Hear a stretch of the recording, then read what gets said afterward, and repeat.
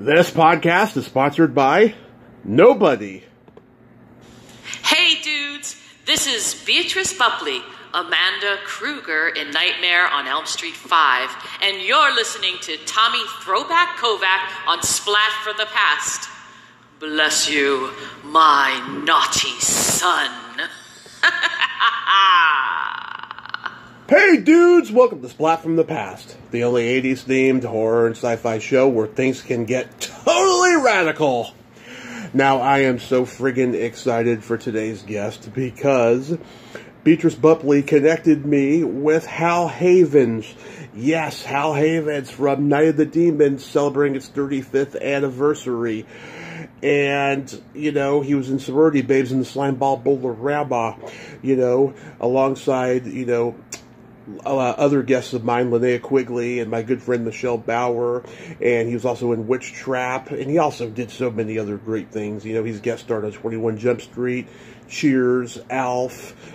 He was on the show Roomies with Burt Young, who passed away the other day, and it's going to be a great honor to talk to him today. He's not on social media, and he doesn't do a whole lot of interviews, but Beatrice was so kind to connect us. I just can't wait to have this conversation. He was also in Life with Eddie Murphy and Martin Lawrence. Man, he's done a lot of good stuff. And this episode is going to drop on Halloween. Today is Thursday, October 19th as we record it, but it'll be dropped on Halloween. And this conversation is just going to be marvelous and fantastic, and I can't wait. So yeah, here is my interview with Hal Havins.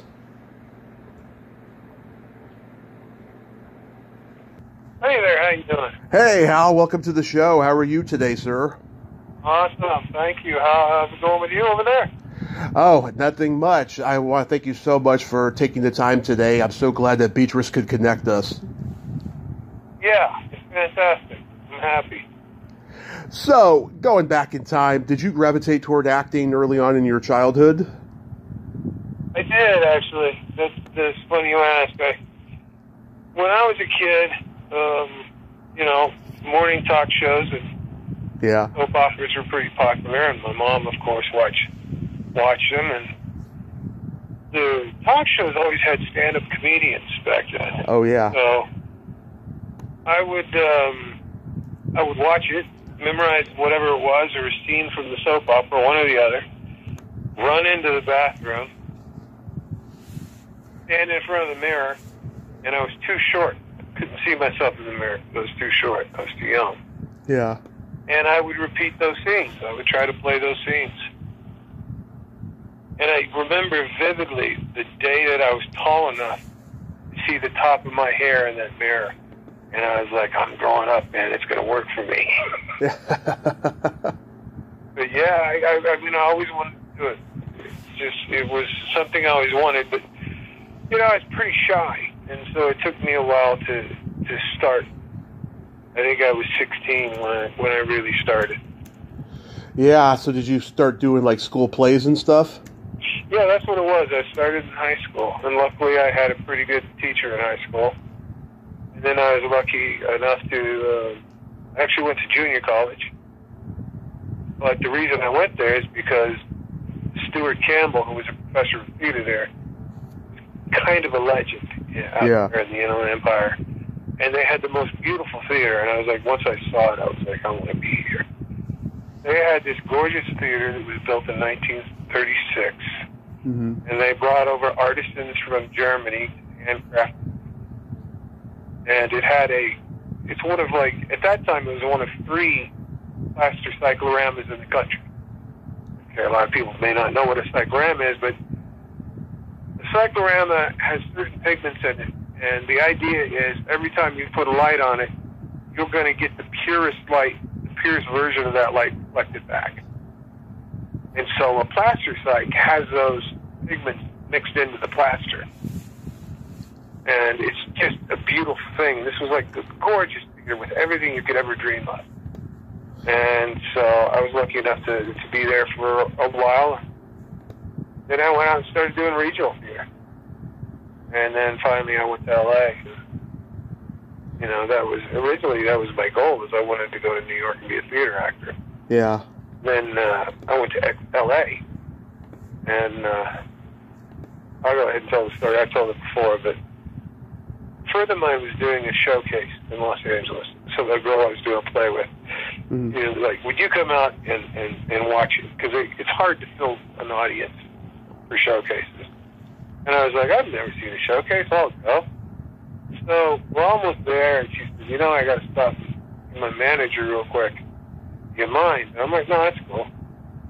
And I walked in with her, and I saw her manager, and I immediately fell in love. Yeah. And had to figure out how to know this woman. And I did, and we spent 38 years together. Oh, that's beautiful. That is beautiful. It was just like, I mean, it's the highlight of my life. Yeah. And I was very lucky that I got to spend that time with her. So where are you from originally? I'm from, I was born and raised in Rialto. In Empire, near San Bernardino. Oh, okay. So when you got to L.A., did you study with any of the famous acting teachers out there? I did. When I started, I studied with an actor. He's now into storytelling, but his name was Mark Mantel. Uh-huh. And he was a fantastic actor, and I studied with him for a while. And then I was lucky enough to study with Stella Adler when she came to Los Angeles. Yeah. And it was a great class. You know, there was a lot of good talent in there, and that's where I got my foundation, really. And not my foundation, but polished my work in you know, the Stanislavski techniques. Wow. Yeah, I loved Stella. She was great. She was like, you know, the thing is, like every class, some girl would start crying because it was just kind of brutal. And people weren't used to it. But I played sports all my life. And she was basically just like a football coach. Mm-hmm. She just kind of let you have it. She told you the truth. You didn't sugarcoat stuff. And I liked that because that's kind of what I grew up with, you know? But a lot of other people couldn't deal with it. They would just, like, even guys would just break down. She hates me, man. Yeah. You should try to slap you in the shape. Yeah, she was a wonderful teacher, great storyteller. Yeah. And she was very flamboyant, very theatrical. Who are your classmates? Anybody we would know? Huh?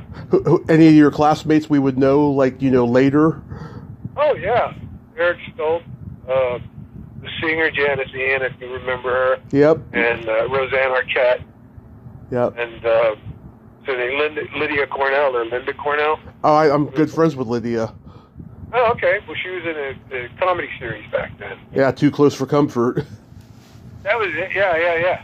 Well, yeah, it was a great class, you know, them and me. Yeah. Did you ever try stand-up? I just stand-up for a short time. You know, my agent kept going, do stand-up, then you can get a series. Yeah. I just stand-up, and, you know, it was successful. People laughed, people liked it. But I quickly realized I didn't have the ability yet to do the kind of material I was reaching for that I wanted to do. Yeah. And I thought, you know what, I don't have 3 years to put into something else. You know, I'm an actor, and that's my job, and I'm good at it, and I work hard, and I study that. And, you know, I seriously, it takes like 3 years to become a good stand-up. It really does. Yeah, I did stand up for 10 years, and it was hard. It got harder and harder, man. Were you going like the Comedy Store and the Improv? Yeah, I was doing open mics and stuff like that, you know, and I studied with, oh my God, I'm embarrassed, I can't remember her name. Oh, Judy Carter? Judy Carter, yeah. I Yeah. took her class. And just, I looked at her book like the Bible. I mean, I took it as seriously as I took Stanislavski's books. She was a great teacher, and she had a lot to give, you know? Yeah. And I would have liked to have pursued it, but, you know, like I said, the material I wanted to get to just wasn't good enough to do. I wasn't refined enough yet to be able to make the subjects I wanted to work on funny, you know what I mean? Right. And so I looked at the stand-ups that I was impressed with. I was just like, it's going to take me years to get there. And I've already devoted my life to one art form. I think I'll stick with that. How long was it? Maybe about a year that you were doing that stand-up? What's that? Were you doing stand-up for like, what, a year or something? About almost 2. Okay. Yeah, almost 2. And I just knew it was going to take me forever to get as sharp as I. And you know Eddie Griffin, right? Yeah. You know his early work, which is very different from his later work. Oh, yeah. I mean, it took him a while, just like Chris Rock. Yeah, but his early work, he was so smart. Yeah. Chris Rock is another one. But Eddie Griffin talked about politics a lot in his early work. And you couldn't tell he was talking about politics because he was just so damn good. And it felt like he was just having a conversation in his living room, and you were laughing the whole time. Yeah. And I was like, oh, man, it's going to take me forever to get there. Yeah, I mean, I talked to all the guys that were there, at that time and stuff. Jack Perdue and Alan Steven and Kerry Snow and Kathy Ladman, all these great comics. Yeah. I love stand-up. I'm a huge fan of stand-up. I think if you can sing in public and you can do stand-up, or you can do stand-up, one or the other, yeah, you can do anything. Absolutely. You've really crushed the wall of being shy or being retiring, Right. So I'm a huge fan of stand-up. In fact, I teach acting, and one of the exercises I do is, if you're not a singer, I give you the assignment of coming up with 30 seconds worth of stand-up. And if you're a singer, you do stand-up. If you're not a singer, then I make you do a song. Because I really believe, when you're standing there as yourself, we're acting, and we hide behind a character. It's not us up there in our minds, Yeah.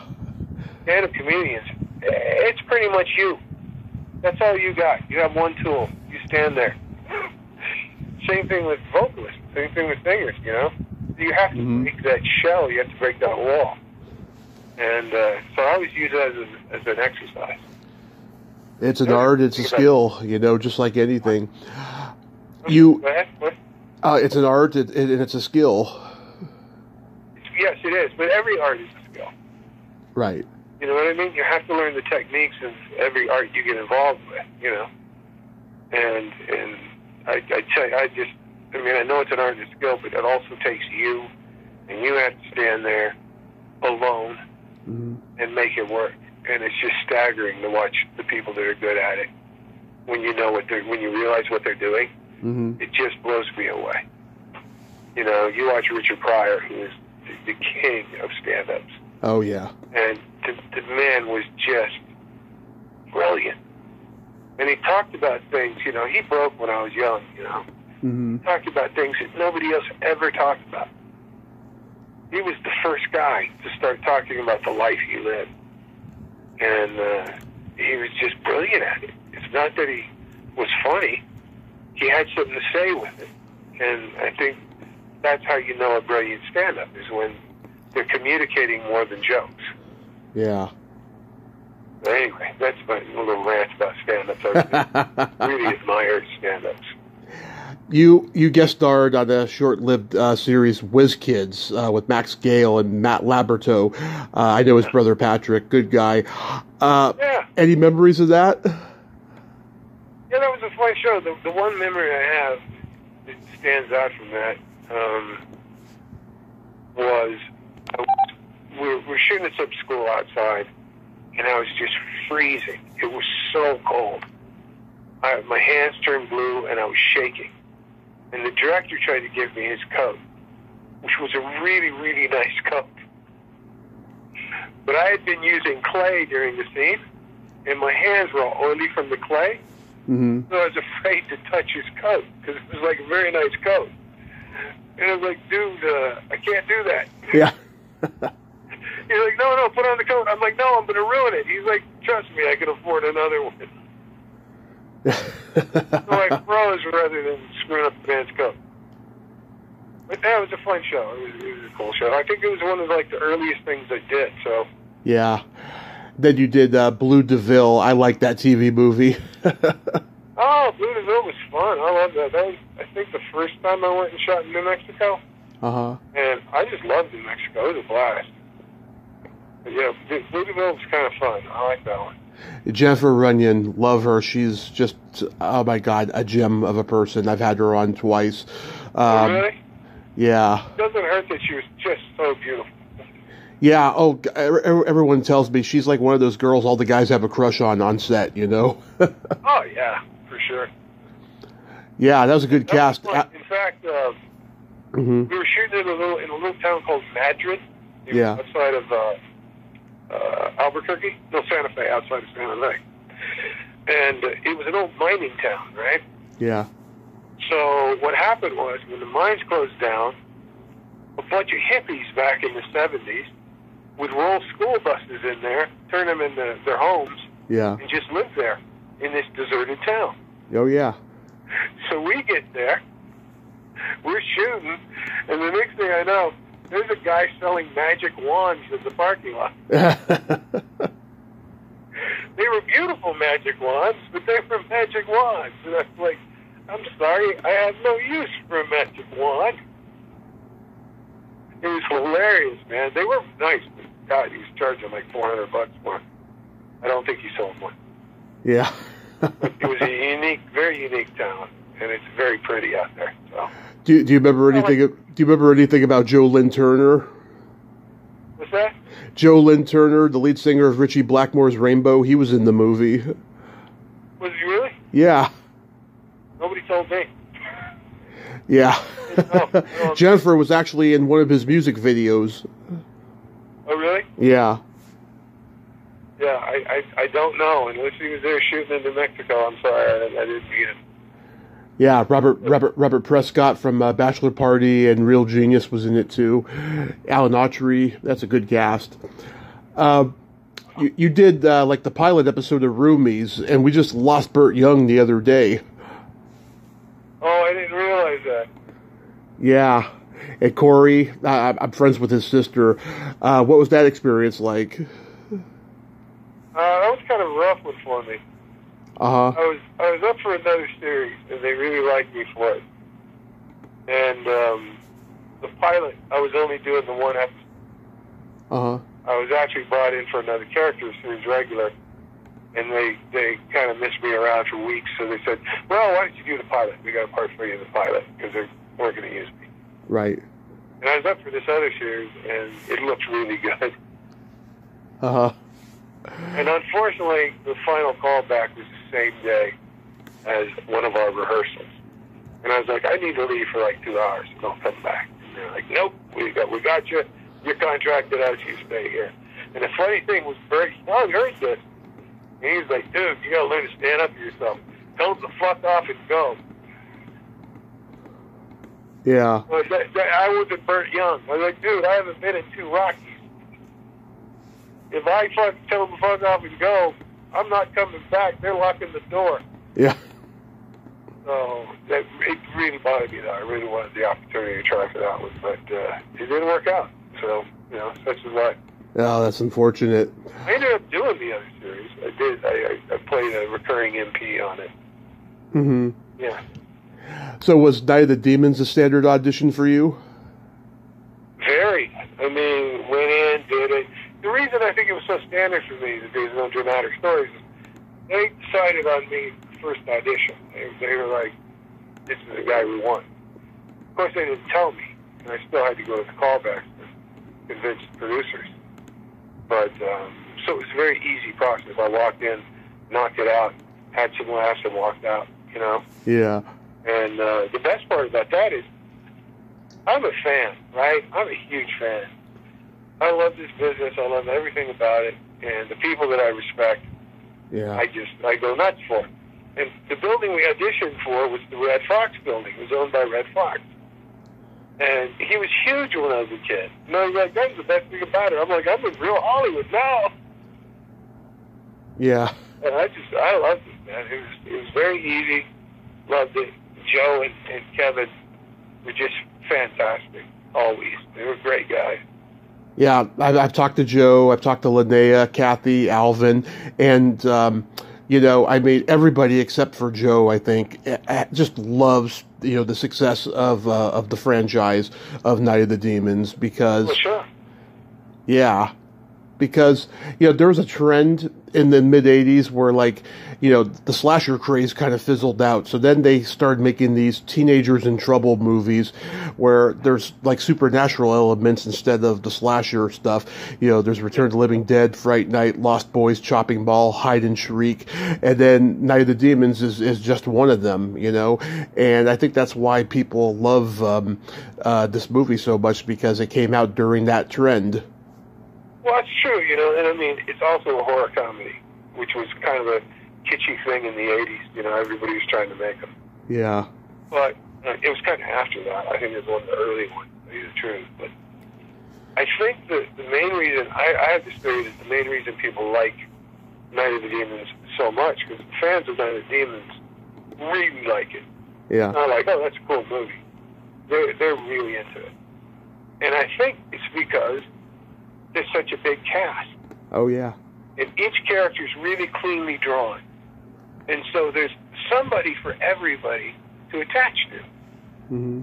Like every audience member will find somebody in the cast and they go, yes, I relate to that. Yeah. Because it's so varied, And again, it was, one of the early multicultural, like, horrors. And it was just, I don't know. I think it's also a good film. I mean, Kevin and David Lewis and Joe all got together and made a really good film. And, I think I was very lucky to be a part of it. Did they let you keep your pig nose? No. The pig nose is actually owned by, now, all my jewelry and the pig nose is owned by a guy named Chris McGibbon. Yeah. The director of a documentary about the film. And so Walter gave them to him. And now they're in a shadow box, proudly displayed in his home. Yeah. The scene where you react to Linnea kissing Amelia is so fucking funny. Every time I see it, I crack up, just the face you make. Because, can you imagine that nowadays? I mean, nowadays it would be no big deal, but back then, people... a lot of movies were like playing off the ignorance of people who didn't have gay people in their lives, Yeah, but it still would be incredibly hot. Yeah. It's just so hilarious. How long did it take to apply that makeup on you? It depends on which makeup. Like the first possession and most of the possession makeup took about 4.5 hours. Yeah. But the burn makeup took 11.5 hours. Yeah, because I thought it made you look convincingly scary. Yeah, it was great makeup. I mean, it's so intricate, it was ridiculous. It was actually, Steve did research for Richard Pryor's biopic. So he really researched how to recreate a burn. He wanted it to be legit, and he learned that skin burns in 3 layers. So for my makeup, he actually created all 3 layers. It was basically applying 3 makeups completely. Yeah. And it really looked good. It was incredible. It really was. And everybody's like, oh, it must be so hard to get that makeup on for 11.5 hours. And I'm like, dude, I sat in a chair for 11.5 hours. Those guys worked the whole time. They were exhausted by the time we went to the set, Yeah. But, yeah, I loved it. I like the makeup, too. I'm happy to wear the makeup.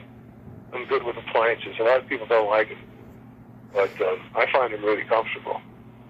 Is it true that you refuse to moon the camera? How did you learn that one? I read that on IMDb. I don't know where it came from necessarily, but it was on IMDb under like the movie trivia. It's true. Kevin, we were shooting that scene. Kevin came out to me and said, can you whip down the underwear on this one? And I said, you can't afford that. You don't have the budget. So, no. But yeah, no, there's no way I can do that. So, nobody wants to see that anyway. Believe me. Yeah, and then you used a line that John Belushi once said, eat a bowl of fuck. You know more about this stuff than I do. Well, I'm just finding it out, Plus, I got the Blu-ray and everything. Yeah. So, like... I did, Oh, go ahead. Did you see Belushi live at some point?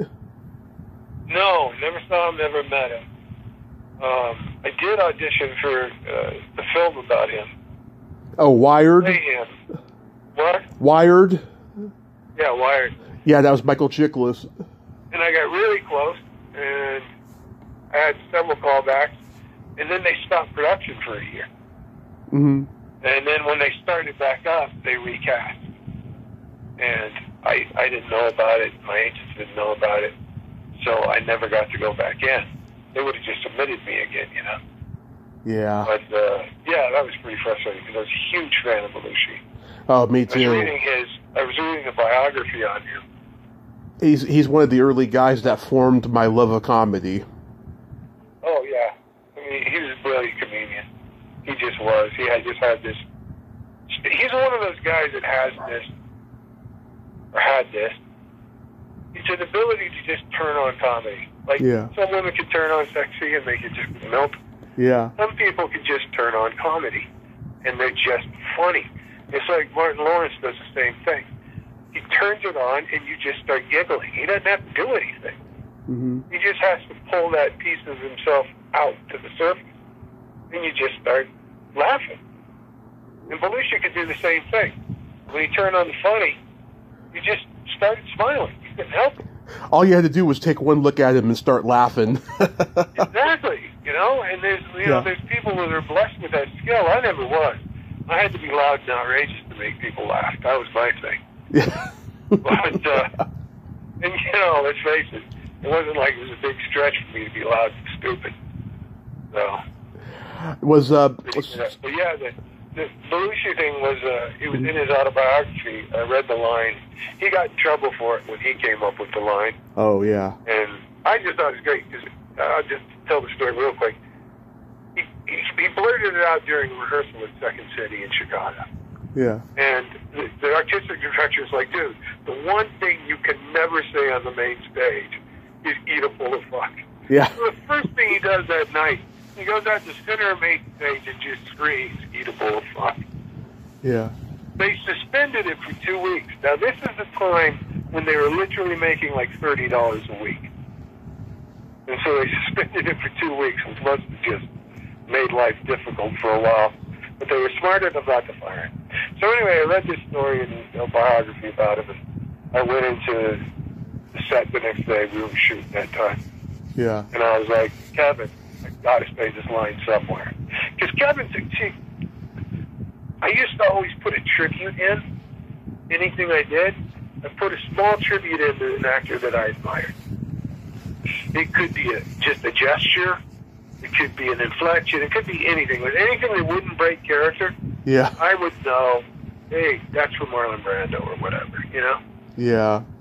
And so I did a Bill Murray thing when we were shooting earlier in Night of the Demons. I put a little tribute to Bill Murray in there. But apparently, I sounded like him when I was doing it.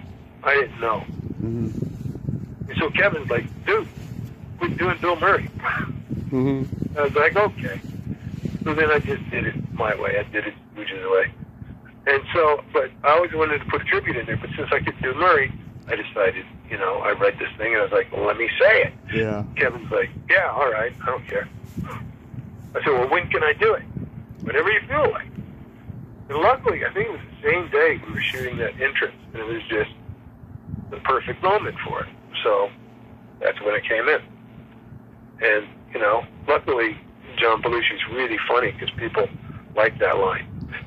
When I sign stuff, they're always like, can you eat a bowl of fuck on it? Yeah. I talked to the horror movie actress Lynn Lowry, and she was in summer stock with Belushi, like right when he was like right out of high school, and she said he could be a funny guy off stage, but he was very serious when they were doing like, you know, live theater, dramatic plays. He was just very, very committed to the part. He wouldn't like, you know, joke with anybody or nothing. He was a fantastic dramatic actor. He was really good. In fact, that's where he was leaning. He wanted to move into more dramatic work when he passed. But the last film he did was Continental Divide. Neighbors, actually. Oh, was it Neighbors? Yeah. Continental Divide must have come out right before that. Then. Next to last, yeah. and it was a romantic drama, and he was great at it. Yeah. You know, I don't know. Belushi could. I'd watch Belushi eat cheeseburgers. I mean, I just thought he was fantastic. Yeah. He was so great. Remember in Animal House when he stuffs that whole sandwich in his mouth? Isn't it? I'm pretty sure it's the ball of. Oh, you're talking about on the Zit, get it? A what?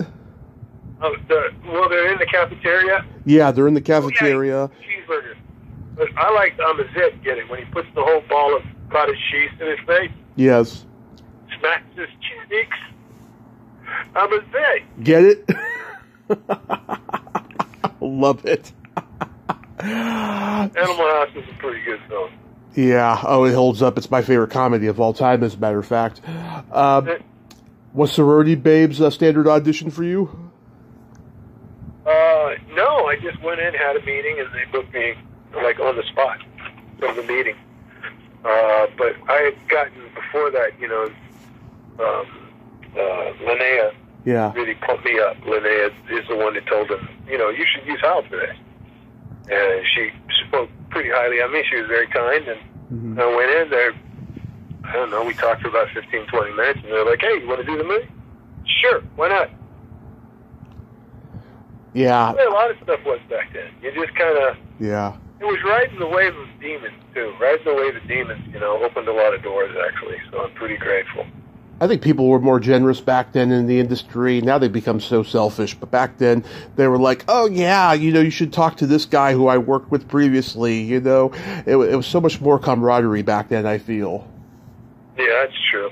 But also, you know, for demons, we were all pretty young in the business. There was only two of us that we had a lot of experience. That was Linnea Quigley and Phil Tanzini. Yeah. And so, I mean, I really didn't know camera work. I think it was my second job. I don't really remember. It might have been first, but I think it was the second. And so we were all pretty, I mean, I was older than everybody. I think I was the second oldest in the cast. Yeah. But I was, you know, working on camera-wise, I was as young as any of them. So we all kind of had this thing where none of us knew what we were doing, and so we all bonded over it, you know? Yeah. And I look at every one of them as family. I really do. I would give blood for any one of them. I feel, you know, a lot of, I don't know. I love those guys. That's it. What did you think of the script when you got, were you like, wow, this is much faster paced than Night of the Demons? Babes? I mean, it was, let's face it, I was kind of in the same vein. I was that loud, obnoxious character. Yeah. Made him a little more silly and a little more shy, basically, you know. He had more moments of embarrassment. So it was kind of the same vein. But, I mean, that's what I was doing back then, was that loud, kind of obnoxious. What was Andros like to work with? He was cool. He was a nice guy. Yeah. He was very cool. I understand he's doing radio now, so I kind of followed him in the radio. Yes, he is. Yeah, he's an interesting guy. I talked to him years ago. Michelle Bauer is a good friend. We text each other dirty jokes a couple times a month. Love Michelle. She was so sweet and nice. She is. She is the sweetest and just dirty-minded. I just love her. Yes. Well, that's one of the things that makes her so attractive. Absolutely. Yeah, and any woman who's open-minded and dirty, yeah, they're the most attractive in my opinion. There you go. And Brink was great. I liked her a lot. Yeah, I met her. She's cool. Was Dookie Fleischwater on set when he was doing that voice? No, he wasn't, but I knew him because we were involved in casting, and we used to bring him in a lot. Yeah, they're doing a documentary about him. Is it really? Yeah. He was a wild child. He was a wild and interesting guy. Yeah. He's a force of nature for sure.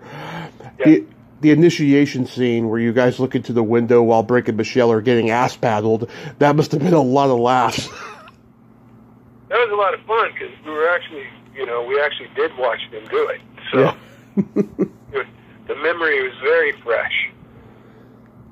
So yeah, that was a lot of fun. I mean, I didn't expect quite so much nudity and dirtiness in the film.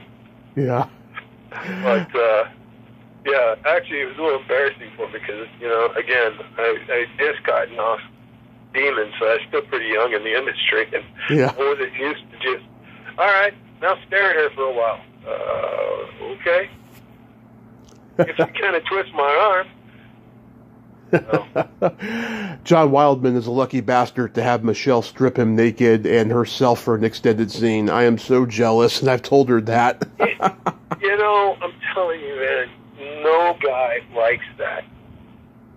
Really? Enjoyable, but when you do it in front of 40 people, Yeah. and then you got to stand up in between takes, you got to make sure that, you know, you're not inappropriate.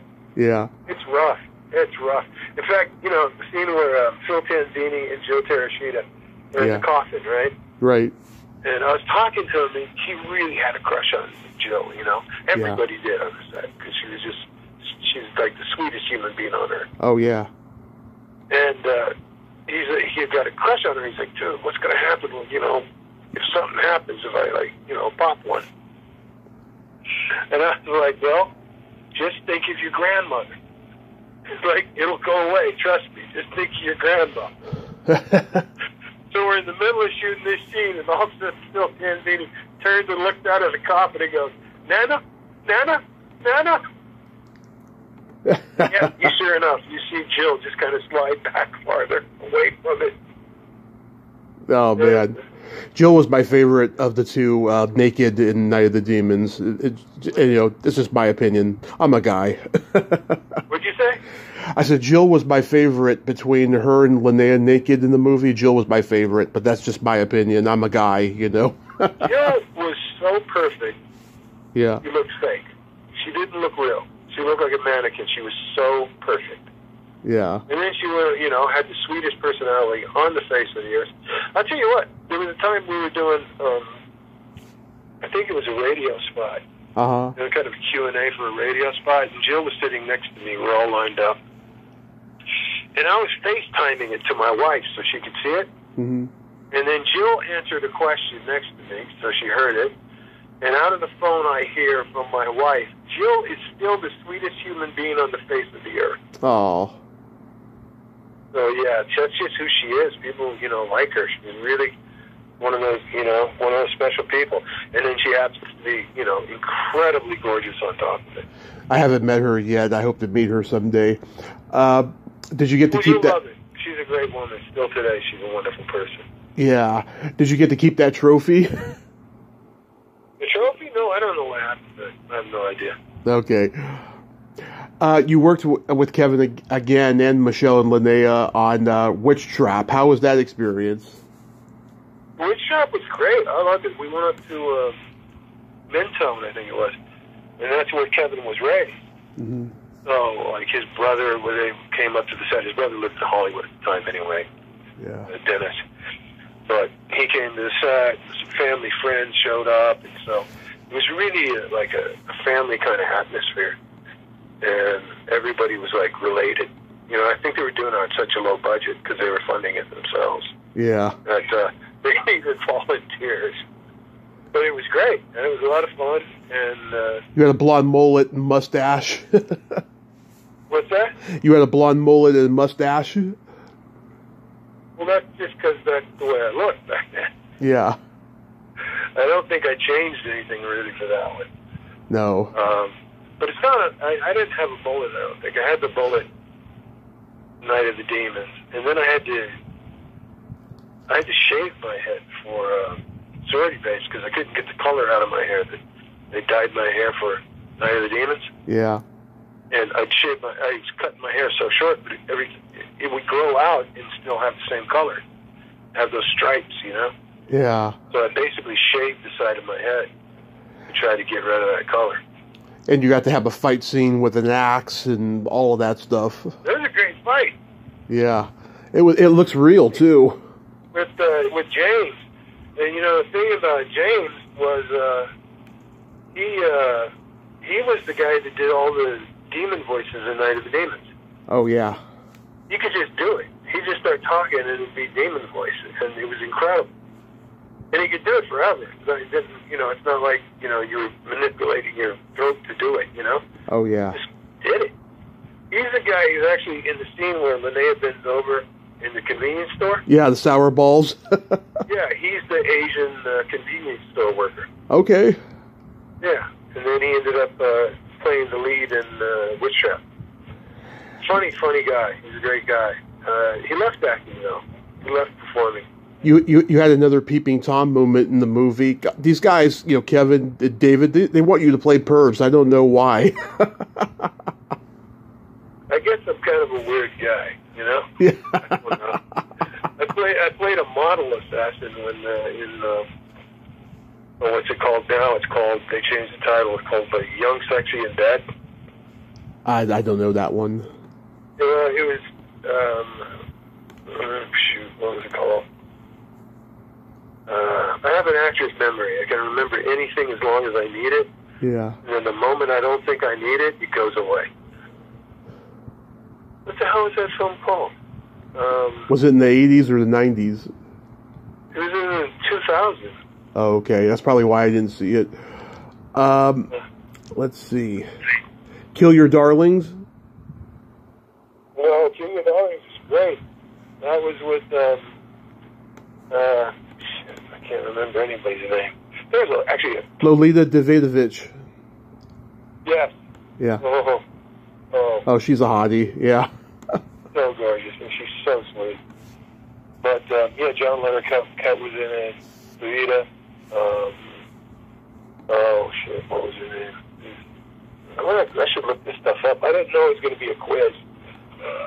I'm the master of minutia, but I haven't seen this. Yeah, Julie Benz is in it. Andreas Wilson. Julie Benz and yeah. Skarsgård. What's his name? The Stanton twins. Wow, that's cool. Andrew Skarsgård. Who? The Stanton twins. They were in Good Morning Vietnam and Gremlins 2. Oh, okay. The two twin brothers. Yeah. That was the one that always killed me. I auditioned for Good Morning Vietnam, and the problem was I was doing this loud, crazy shit, right? Yeah. It was very much in the vein of Robin Williams, really. That was the era, That's what was popular, and that's kind of who I was anyway. Mm-hmm. And so, I had callback after callback, but eventually I didn't book it because I was just too much like Robin Williams. And I kind of knew that was going to happen. Right. I didn't do it. So that really bothered me now because I was a big fan of Robin Williams and I loved the script. Same here. You and Alvin were both on an episode of 21 Jump Street. How was that experience? Yeah. That was a lot of fun, especially having Alvin there, because I hadn't seen him for a while. And yeah. We show up and there he is. Like, hey, what are you doing here? Oh, I'm doing 21 Jump Street. Me too. Yeah. Are we doing the same episode? Like, they're doing multiple episodes at the same time. Right. But he's like, yeah, of course we're doing the same episode. What do you think? Yeah. That's nice. I like Alvin a lot. He's a good guy. I get to see him a lot now. He's doing the convention, so I see him all the time, which is cool. I love Alvin. Yeah. I mean, he's got a great story of how he got cast in that. He was on the verge of becoming homeless when he got that role. Oh, for Demons, yeah. He was bailing. He had his plane ticket. He was leaving like the next day. And luckily, he had the situation where he auditioned for it, and they booked him on the same day because they were replacing somebody apparently. And yeah, he was gone. He was done. He was going back to New York and doing theater. You played Santa Claus on Cheers. How was that? That was. I learned a lot from George Wendt. That was a great episode. George Wendt got to the point. First off, he never drank the beer. Uh-huh. If you get past the first season and watch Cheers, you'll see he never drinks the beer unless he has to. He'll put it to his lips, he'll put it close up, but he won't drink it. And I saw him do that a couple times. I was like, you're not taking drinks? You don't take drinks? He goes, you think I drink this shit? Yeah. It was near beer. It was horrible anyway. But I had to take a couple gulps, so I just did it, Yeah. And then I learned about a style of sitcom acting, I will say. Yeah. George Wendt style. He didn't act if he was off camera. Like, he would, the camera would hit him, he'd be in character, and blah, and come out, and you'd giggle, and he's funny, yeah. As soon as the camera moved, you just shut down, lean over, and that was it. And when the camera come back around, he stood up, hey, how you doing? Yeah. I've never seen anybody do that. But he was just so good at that character. Yeah. He didn't need it. You know, he didn't need it to support him through it. He just popped it out in a moment's notice. But yeah, very funny guy. Yeah, I met George Wendt once at a con. Nice guy. Very nice guy. You did a 2-part episode of Alf. I heard that show was a technical nightmare. No, it was actually really easy for me. I mean, 'cause Yeah. I was outside. I was never on the raised set. Yeah. I was in the front lawn of the house then for the 2 episodes I did. So Yeah. I didn't have to worry about it. There was no raised set. And because there was a window, even the house didn't have to be raised because the puppeteer could get under the window still. And Officer Gaffney. yes, it was Officer Gaffney. Yeah. You got to do a Western, The Return of Desperado. That must have been fun. I love The Return of Desperado. I really did. Yeah. And again, another lesson learned. I learned that never take advice from another actor because it'll screw up your performance. Yeah. I had this moment where I was lingering, and then I spoke the line, right? And the other person who was on screen with me said, hey, can you just pick that cue up quicker? I don't know what to do while you're lingering. And I was like, okay. So I picked up the cue quicker, and then the director came up to me and said, cut, and walks up and goes, hey, where's my pause? It's like, that's the best part of this scene, so you got to put it back in. I'm like, okay. And then I could never get it right again. I never quite could find that lingering moment. Once I went away from it and did something else, I kind of screwed up the programming of it, you know? Mm-hmm. So I don't think it looks right. It's still there, you know? It's Yeah. effective. But every time I've seen it, I just go, oh, man, not quite right. It could be better. That's just part of it. You hate all your work. Actually, I take that back. The only thing I've never hated for a moment was the 21 Jump Street performance. Yeah, I kind of enjoyed that. I like that. The funny bit about that is we're shooting at an empty school. I guess school was out, the high school. Mm-hmm. But there was literally a couple hundred girls behind the police tape to see Johnny Depp, right? So every time I walk by, and they saw me actually talking to Johnny Depp, right, hanging out with him. So all of a sudden, I'm cool because I'm Johnny Depp's friend, right? Yeah. So every time I walk by, it's like, oh, they're very nice and they're very chatty.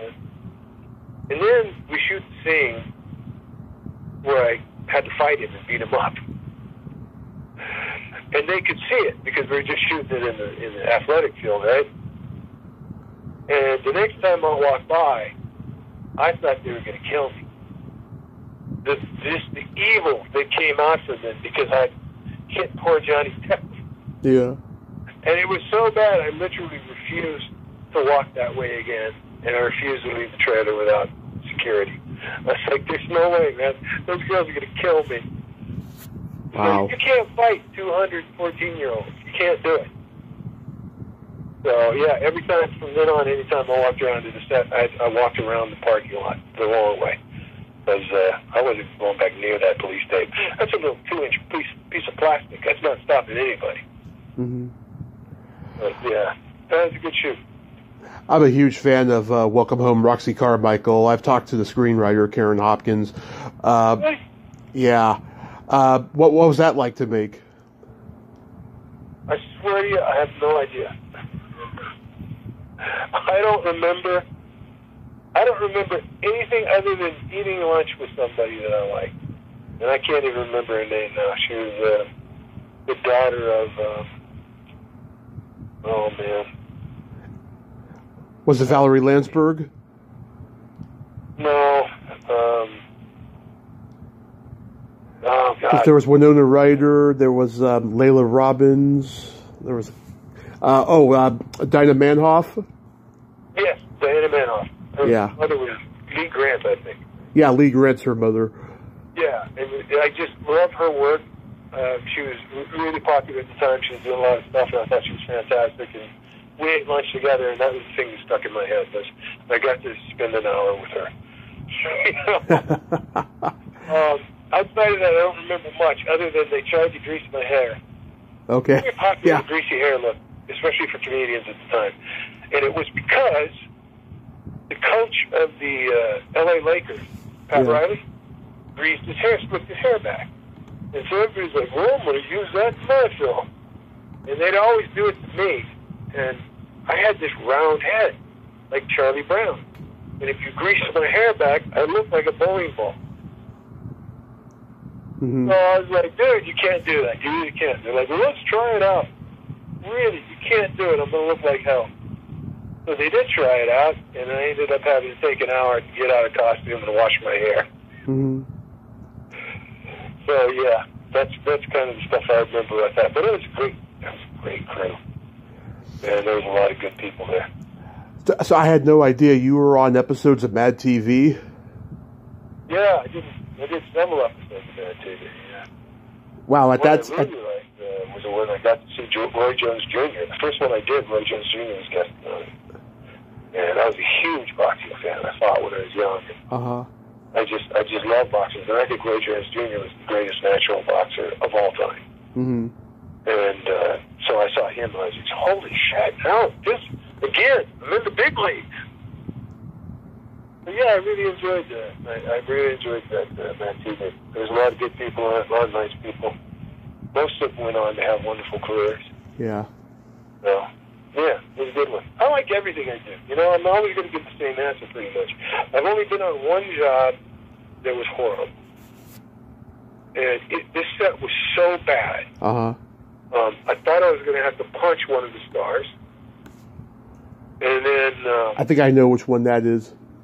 I'm not going to say what show it is. I'm not going to say the... It was the next one I was going to ask. Life. Huh?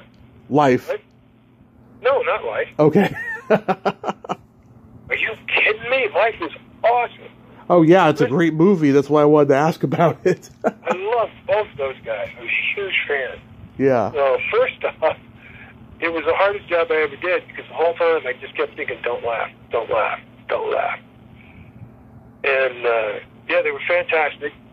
And I learned a lot, actually, just watching Eddie Murphy work.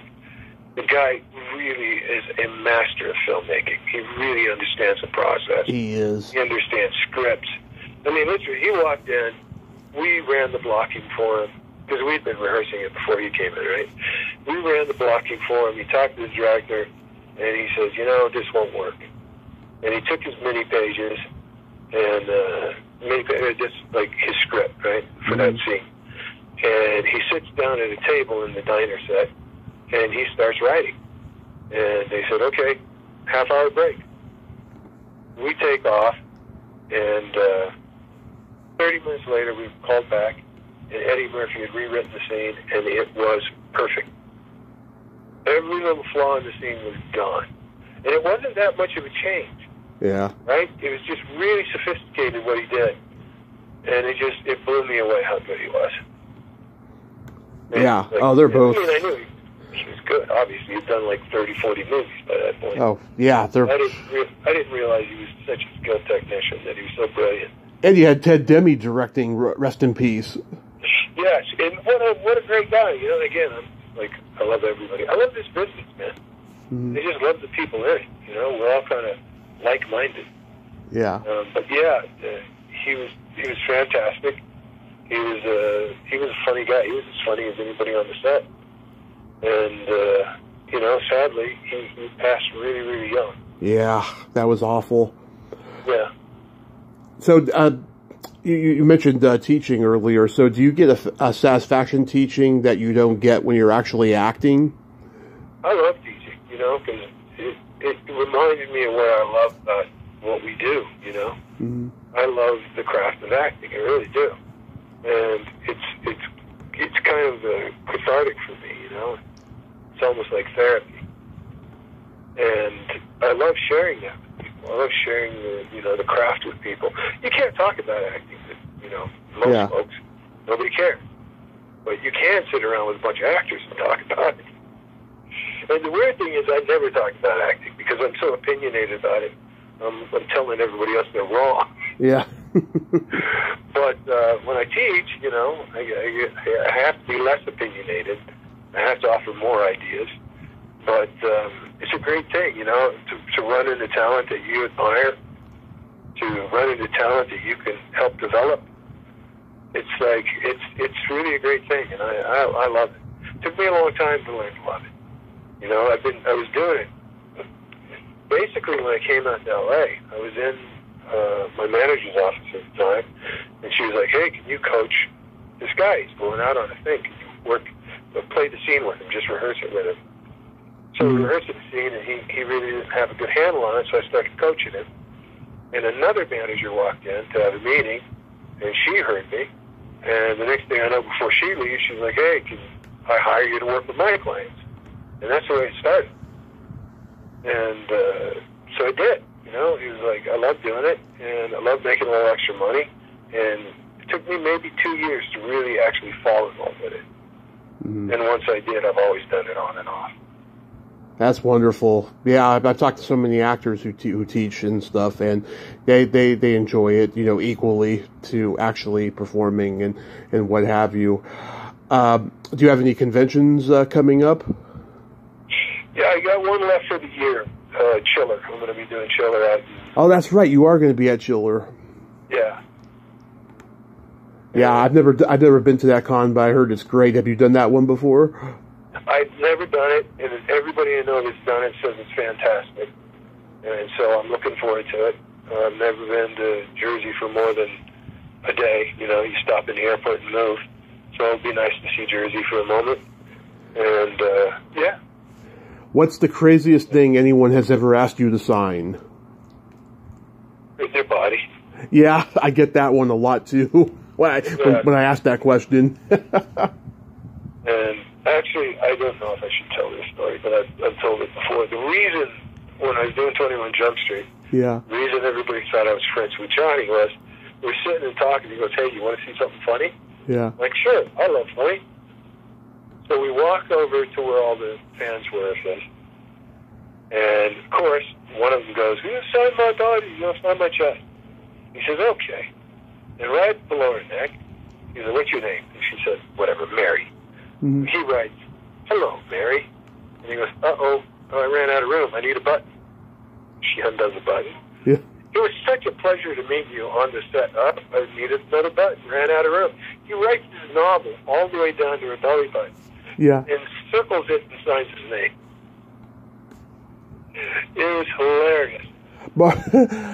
Marcia Dietland from... You know, of course, great friends with Johnny Depp because I'm hanging out with him right at the line. And that's where all the problems started. Marcia Dietland from Return to the Living Dead 2, she told me that she has signed a lot of belly buttons at conventions. She's like, I won't go any lower. There you go. I don't really get much weird. I'm not a woman. Women get weirder stuff than me, you know. I'm a guy, and that's it. Mostly, even when you sign, usually it's an arm or leg. Yeah. You know, I'm usually not signing, you know, hey, open up your top, let me... So, my fear was always that somebody would actually get a tattoo. Mm-hmm. Hopefully that, I think, I'll have my autograph tattooed. That's always my fear. I don't think anybody's done it, but... Yeah, the girls have it worse, I'll tell you. They told me, you know, stories that are more horrific than the movies they've been in. Yeah. They do. I mean, I hate to say it, but, you know, most guys, a lot of guys, have just no tact. They're nutbags. But, you know, we're guys. That's what we do. Absolutely. Hal, this has been such a tremendous honor. Thank you so much for coming on today. I'm glad that Beatrice could connect us. She is such a gem of a lady. And, yeah. And I hope you have a happy holiday season and be safe out there. And hopefully someday I'll meet you at a con. Yeah, for sure. And, you know, back at you, I really appreciate your invitation. This has been a fun, whatever, hour I guess it's been. Yeah. It's gone so fast, I feel like it's been 10 minutes. So thank you. My pleasure, sir. God bless you. Have a great day. You too. Thank you. Thank you. Bye-bye. Bye. Well, there you have it. Hal Havins, ain't he a cool dude? Oh, what a nice guy, huh? And yeah, he had some great stories there. Funny guy as well. And he is just blessed. And well, that anecdote about him and his wife, that was just so sweet. Brought a tear to my eye. Well, until next time, this is Tommy Throwback Kovac saying there's no shame in living in the past because the present sucks. Later, dudes.